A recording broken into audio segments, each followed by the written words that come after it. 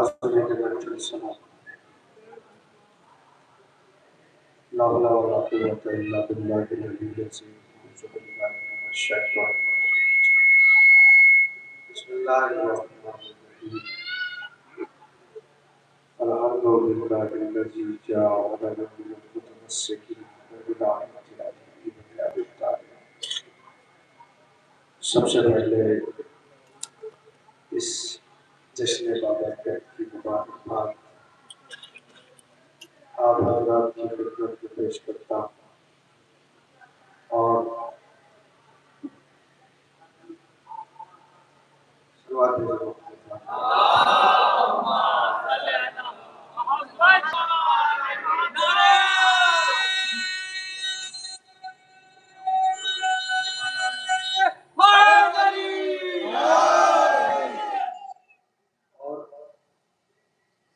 رات کے جس وقت میں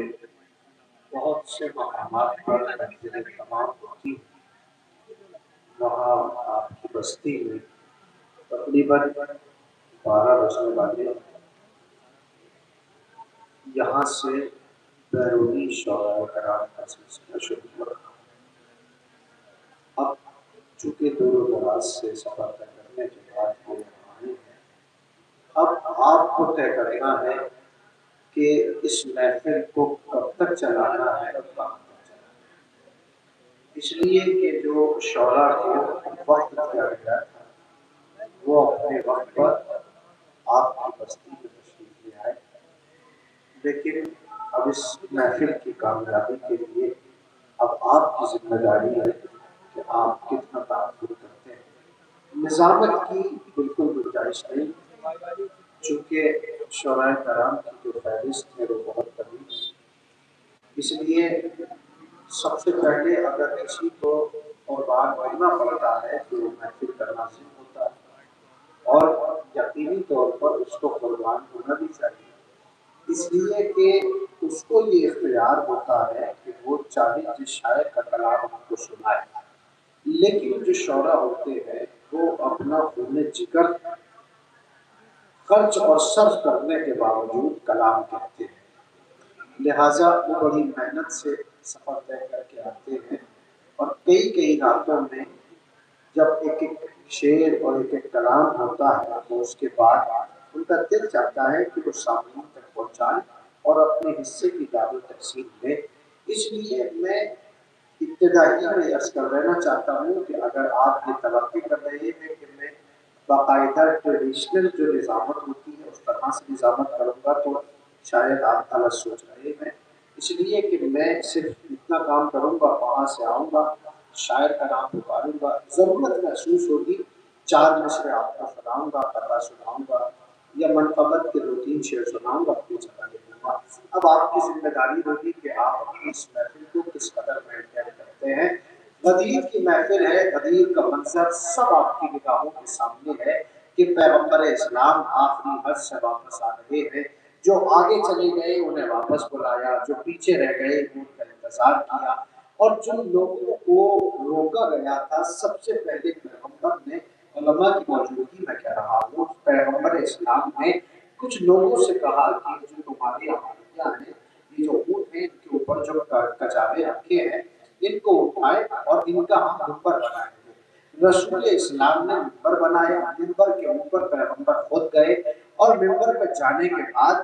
اپنے ہاتھوں پر علی کو بلند کیا، اور بلند کرنے کے بعد میں کیا فرمایا؟ من کنت مولا فہذا علی مولا۔ بس یہ منظر 4 مصروں میں آپ کو سناؤں گا اور اس کے بعد آپ کے مہمان شعراء آپ کے حوالے ہوں گے۔ وہ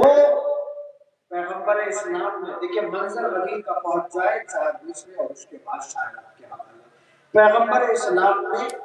کجاووں کا منبر بنایا، پھر پیغمبر تشریف لے گئے،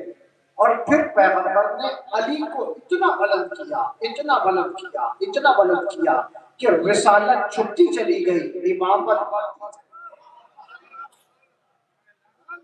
اور رسالت میں خود کو پیچھے کرنا شروع کیا، امامت کو آگے کرنا شروع کیا۔ علی اتنے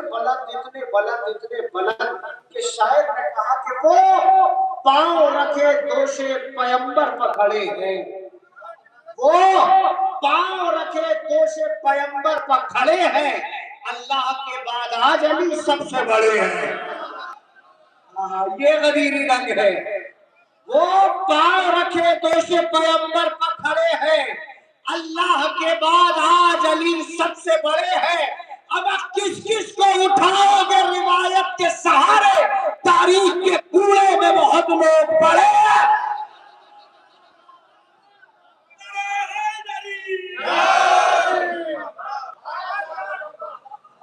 کس کس کو اٹھاؤ گے روایت کے سہارے، تاریخ کے کوڑے میں بہت لوگ پڑے ہیں، تاریخ کے کوڑے میں بہت لوگ پڑے ہیں، لوٹ رہے ہیں عرش پیمبر، رحمت آگے آگے ہے، لوٹ رہے ہیں عرش پیمبر، رحمت آگے آگے ہے، ہونا ہے اعلان ولایت، آیت آگے آگے، لوٹ رہے ہیں یہ اغوان پور ہے، لوٹ رہے ہیں عرش پیمبر، رحمت آگے آگے ہے، ہونا ہے اعلان ولایت، آیت آگے آگے ہے۔ اب منکر حیدر کی صورت کو دیکھ کے ایسا لگتا ہے صورت پیچھے پیچھے ہے اور لعنت آئے۔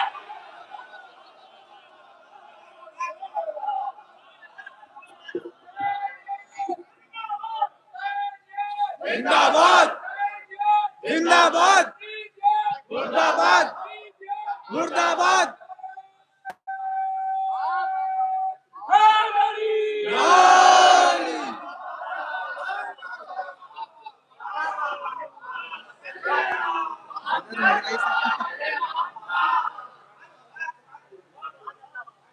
منکر حیدر کی صورت کو دیکھ کے ایسا لگتا ہے صورت پیچھے پیچھے ہے اور لعنت آگے آگے ہے، لوٹ رہے ہیں عرش پیمبر، رحمت آگے آگے ہے، ہونا ہے اعلان ولایت، آیت آگے آگے ہے۔ منکر حیدر کی صورت کو دیکھ کے ایسا لگتا ہے لعنت پیچھے، صورت پیچھے پیچھے ہے اور لعنت آگے آگے ہے۔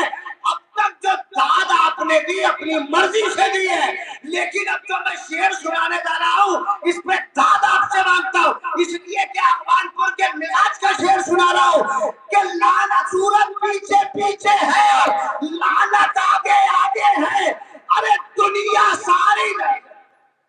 صورت پیچھے پیچھے ہے اور لعنت آگے آگے ہے، ساری دنیا کی جنگوں میں ایک لڑائی ایسی ملی، ارے دنیا بھر کے مرد ہے پیچھے عورت آگے۔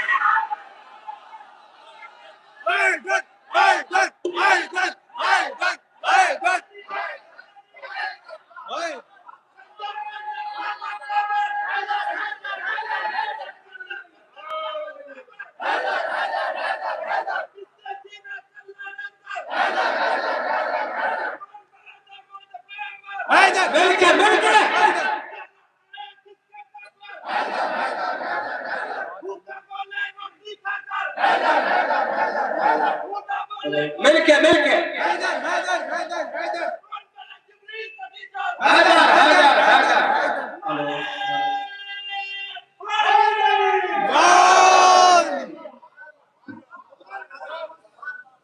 منکر حیدر کی صورت کو دیکھ کے ایسا لگتا ہے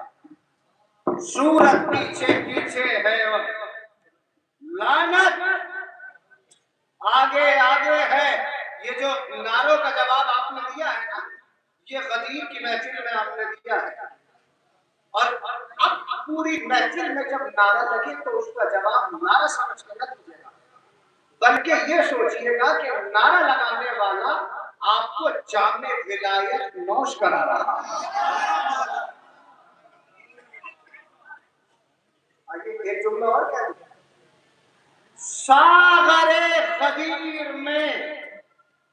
محبت علی کی شراب آپ کو نوش کرا رہا ہے۔ نا نا نا نا نا، اس لیے میں نے جملہ کہا چونکہ ایک بار سنا رہا ہوں اور اپنی جگہ لے رہا ہوں، پھر شاید آپ کو آپ کے حوالے کر رہا ہوں۔ کہ اس لیے کہ شاعر نے کہا منکر حیدر کی صورت کو دیکھ کے ایسا لگتا ہے صورت پیچھے پیچھے ہے اور لعنت آگے آگے ہے، تو شراب عشق علی ہے یہ دل لگا کے پیو۔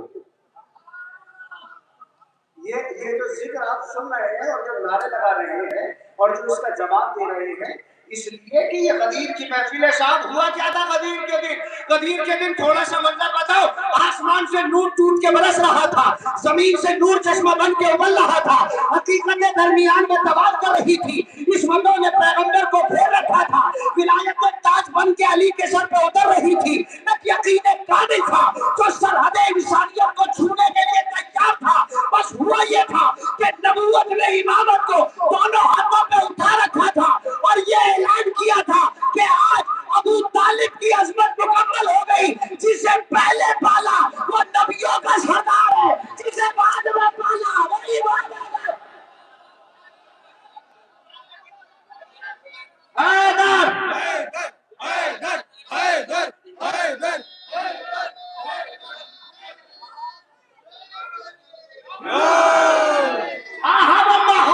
ماحول آپ نے کریٹ کر دیا، اب سونا کا حق انہیں دے دینا، شراب عشق علی ہے یہ دل لگا کے پیو، منافقین کی نظروں سے مت بچا کے پیو، نہیں نہیں یہ غلط ہے دکھا دکھا کے پیو، لبوں پہ شورہ کوثر ذرا سجا کے پیو، کیوں؟ ارے سرور اور بھی بڑھ جائے گا یہ وعدہ ہے، تبرہ کر کے پیو تو نشہ زیادہ۔